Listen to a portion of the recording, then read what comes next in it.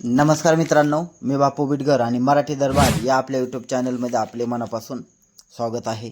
तर बघा, दिनांक 15 ऑगस्ट 2025 रोजी माननीय आपल्या देशाचे पंतप्रधान नरेंद्रजी मोदी यांनी लाल किल्ल्यावरून एक अतिशय मोठी घोषणा केलेली आहे। 1,00,000 कोटी रुपयांची त्यांनी पंतप्रधान विकसित भारत योजना ही सुरू केलेली आहे। त्यामुळे बघा 3.5 कोटी तरुणांना रोजगार मिळणार आहे। आता हे 3.5 कोटी युवकांना 15,000 रुपये मिळण्याची नेमकी प्रक्रिया कशी असणार तर हेच आपण पाहूया। तर बघा, ही एक प्रोत्साहनपर योजना आहे। ही तरुणांसाठी आणि कंपन्यांसाठी असणार आहे। यामध्ये बघा, तरुणांना रोजगार मिळणार आहे आणि कंपन्यांना नोकरी देण्यासाठी सरकारकडून हे प्रोत्साहन दिले जाणार आहे। आता या योजनेचं नेमकं उद्दिष्ट काय आहे तर आपण पाहूया।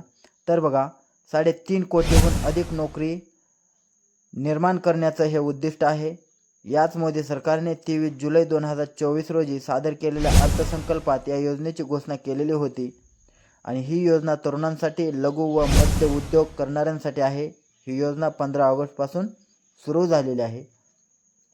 आता तुम्हाला प्रश्न पडेल की या योजनेचा लाभ कोणाकोणाला भेटणार तर बघा, नोकरी करणाऱ्या कर्मचाऱ्यांना आणि त्यांना कामावर ठेवणाऱ्या कंपन्यांना ही योजना असणार आहे।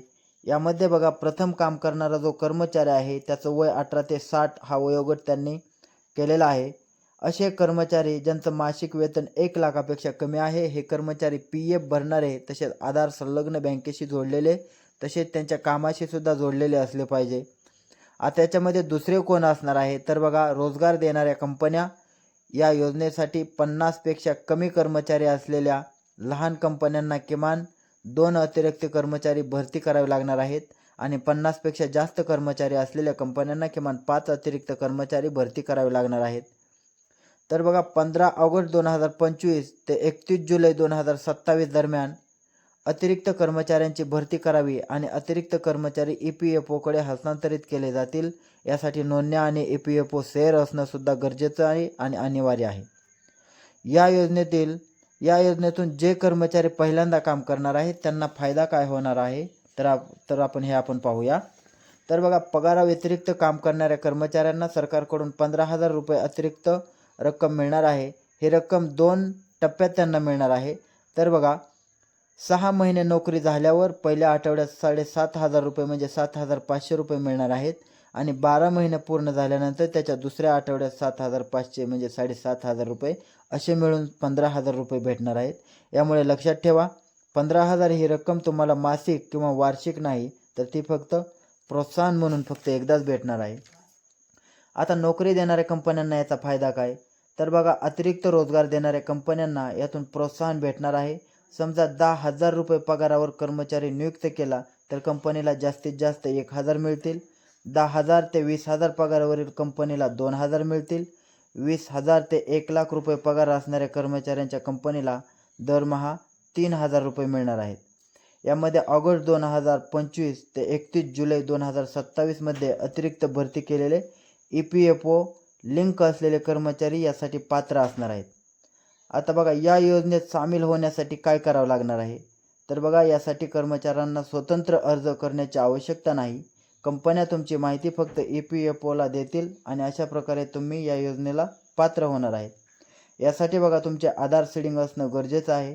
तुमचा UAN नंबर आहे तो चालू असावा, ॲक्टिव्ह असावा आणि तुमचं पॅन कार्ड असलं पाहिजे। आता हे पैसे कुठे जमा होणार आहेत जे तुम्हाला 7.5 2 टप्प्यामध्ये भेटणार आहेत, तर ते पैसे नेमके कुठे जमा होणार आहेत, कंपनीच्या खात्यावर की तुमच्या तर बघा, या योजनेअंतर्गत पैसे थेट लाभार्थ्याच्या DBT खात्यावर जमा होणार आहेत आणि कंपन्यांचे पैसे 1 ते 3,000 पर्यंतची जी रक्कम आहे ते पॅन लिंक खात्यात जमा होणार आहे। समजा कर्मचाऱ्याने 6 महिने पूर्ण होण्या अगोदरच नोकरी सोडली तर त्याला हे पैसे भेटणार का तर याचं उत्तर आहे नाही। त्याला ते 6 महिने जर काम केले त्याच्या अगोदर जर ते नोकरी सोडली तर त्याला ते पैसे भेटणार नाहीत। ज्या कर्मचाऱ्यांनी अगोदर EPFOमध्ये नोंदणी केलेली आहे अशा कर्मचाऱ्यांना या योजनेचा लाभ भेटणार नाही। जे कर्मचारी EPFOमध्ये पहिल्यांदा नोंदणी करणार आहेत अशांनाच या योजनेचा लाभ भेटणार आहे। आता जे छोटे छोटे फळ विक्रेते असतील किंवा इतर छोटे मोठे असतील त्यांना याचा लाभ भेटणार नाही, कारण तरुणांना नोकऱ्यांना प्रोत्साहन देणारी ही योजना आहे। या योजनेमध्ये आरक्षण किंवा इतर असे प्रकार नाही, सर्व समान आहेत. महिला असेल पुरुष असेल, ही योजना कायमस्वरूपी नाही तर 1 ऑगस्ट 2025 ते 31 जुलै 2027 पर्यंत असणार आहे. त्याच्यामुळे बघा याच्यामुळे बऱ्याच तरुणांचा असा गैरसमज होत होता की 15,000 रुपये दर महिन्याला भेटणार, 15,000 रुपये वार्षिक भेटणार किंवा असं काय, परंतु बघा ही योजना फक्त एकदाच भेटणार आहे. त्याच्यामुळे सर्वांना विनंती आहे की अशा प्रकारे गैरसमज करून घेऊ नका. त्याच्यामुळे महिन्याला किंवा वार्षिक किंवा 3 माह किंवा 6 माह अशा प्रकारे भेटणार नाही तर आपण ज्या व्हिडिओमध्ये आता सांगितलं तर त्याच पद्धतीने हे पैसे भेटणार आहेत. धन्यवाद.